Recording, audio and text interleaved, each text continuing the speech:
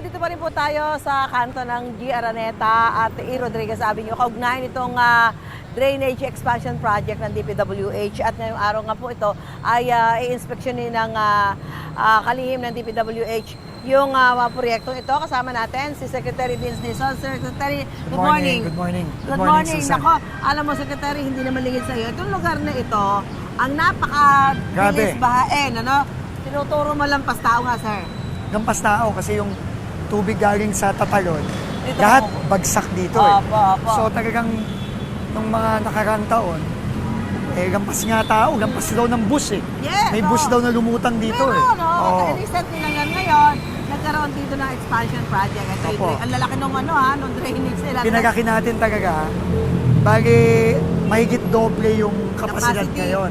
Okay. No, so hopefully, mabawasan yung baha. So ang sinisigurado natin ngayon, kailangan matapos to bago mag-uulan na naman. Oo. So, kailan ang target? nakakuha ako ng report ngayon, mukhang February, mga end of February, Okay. tapos na tayo dito. Okay, so may February. Naku, matutuwa ko yung mga kababayan natin. Pero meron pang isa. Ah. Meron pa tayong isang sisimulan para yung tubig na manggagaling dito, mabilis, papasok sa ilalim ng E. Rodriguez, Okay. tapos gagabas na sa San Juan River. Okay. Magsisimula yon ngayon na, Mhm. kasi habang tag-init. Tag-init, oh. Tapos, ang commitment namin, by end of May, Okay. tapos na rin yun. Bago magkasagsagan ng ulan. Bago ng June, Oo. bago ng rainy Tag-ulan. season. Ano, Oo. Secretary, ito, so kapag natapos na to, ano yung makikita nating improvement dito? Lampas tao pa ba o mababa na lang? Ang goal is pababain natin. Hindi yan Pababain. mawawala completely. Okay. Pero basta hindi na siya, basta makakadaan pa rin ang sasakyan. Mhm. No, hindi ka mukha dati lumulutang na mga sasakyan dito Tsaka kawawa yung mga kababayan natin dito sa Ay, syempre, hindi makakapabayan mga yan. Wala na yung buhay nila dito pagka Yes. bumaha dito. Habang bahaya. Kaya yun ang objective natin. So, ito yung unang project. Pangalawa yung tutuloy sa hanggang San Juan River dito sa E. Rodriguez. Okay. Tapos pangatlo, meron tayong dadagdag pang mga tinatawag nilang retention basin Mhm. na gagawin din natin sa iba't ibang lugar dito sa area Oo.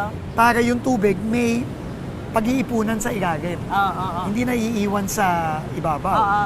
No, tsaka pang-apat, eventually magtatayo tayo ng pumping station next year O, sunod-sunod siya. doon sa may San Juan River. O, sa San Juan River plus the pumping station. Oo. So, ito yung kung saan tayo nakatayo, ito na lang yung nalalabing bahagi ng project. Ito na lang. Ito Doon na tapos lang. na. Doon tapos na. Titignan ko nga yung trabaho doon. Oo. Mukhang tapos na naman. Nakita ko yung drone video. Oo. Ito na lang yung natitira. Pero tingin natin by February 3rd week or end of February, tapos na to lahat. Ano ba ito? Ilalagay na lang to, sir? Ilalagay sa ilalim. Ilalagay na lang to sa ilalim. Oo. So, yung nakikita ho ninyo, pati yan, ito na lamang yung bahagi na kailangan tapusan ko. Oo, dati kasi maliit ang mga ano dito ang mga drainage dito Oo. Magigait. So, yun na yung mga luma ng drainage. So, ito lahat bago na. Oo. Saka mas malalaki. Oo. Mahigit doble ang kapasidad nito. Dahil yun, siyempre, sa Oo. paglipas ng panahon, talaga kailangan lumalaki na rin yung mga ilalagay natin, mga Oo. pipe. Oo. Secretary, so, kayo naman po doon sa takbo ng proyekto ay satisfied naman kayo? Well, kaya hindi pa tayo tapos. So, hindi ko pa Ah. masasabi. Ang kailangan lang dito talaga, paspasan kasi aparte dun sa pag-aayos ng baha, kawawa naman yung mga motorista. Oo. Nakaharang yung dalawang lane dito. Oo. Nagta-traffic. So, pinapamadali ko talaga. Oo. So, ano mabibigay natin assurance sa ating mga kababayan, especially yung mga nakatira dito, yung mga motorista na naaapektuhan kapag nagkakaroon ng pagbaha, ano yung mabibigay natin assurance sa kanila na this project ay matatapos bago magtagulan. Basta end of February, itong Araneta Avenue, tapos na. Yun namang gagawin natin sa may E. Rodriguez. Sisimulan na ngayon, by May, tapos na rin yun. Oo. So pag nagawa natin yung dalawang yon, tapos magde-dredging pa pala tayo sa San Juan Correct. River Oo.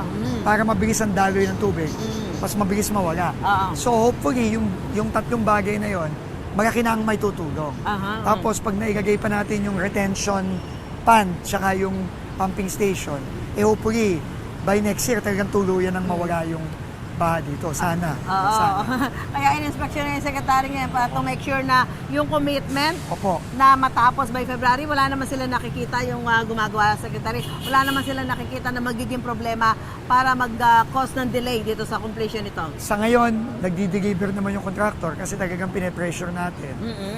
So, mukhang dito sa nakita ko, tapos titignan ko pa dun sa dulo, Oo. mukhang matatapos na to ng Pebrero. Oo. Gaya ng nakikita natin. Oh, advance to ng konti. Oo. Dapat kasi mga bandang Marso, Abril to eh. Pero tingin ko, Pebrero matatapos na to. Sana. Maraming salamat ako. Si Secretary Vince Dizon po ay mag-iikot pa dito. Titingnan niya Salamat po. itong project nito, yung, yung drainage expansion project to make sure nga na by February, hopefully matapos. Oo. At bago sumapit naman ang tag-ulan, ay natapos na talaga ito. Oh, makakaasay mga Na- kababayan natin na tututukan natin to. Okay, naku, Para matapos. Pahinga din, Secretary, pag may time. Oo, ha? tuloy-tuloy nga ho. Maraming salamat Thank po you si po. Secretary Vince Dizon po ng Department of Public Works and Highways at mag-i-inspection pa siya dito sa bahagi ito ng G. Araneta at Rodriguez Avenue dito po sa Quezon City. Kaugnay na kanilang ginagawang drainage expansion project. Labo dito sa Araneta Avenue, makiklude po tayo. Thank you. Thank you. Gusto mo bang mauna sa mga balita? Mag-subscribe na sa GMA Integrated News sa YouTube at tumutok sa unang balita.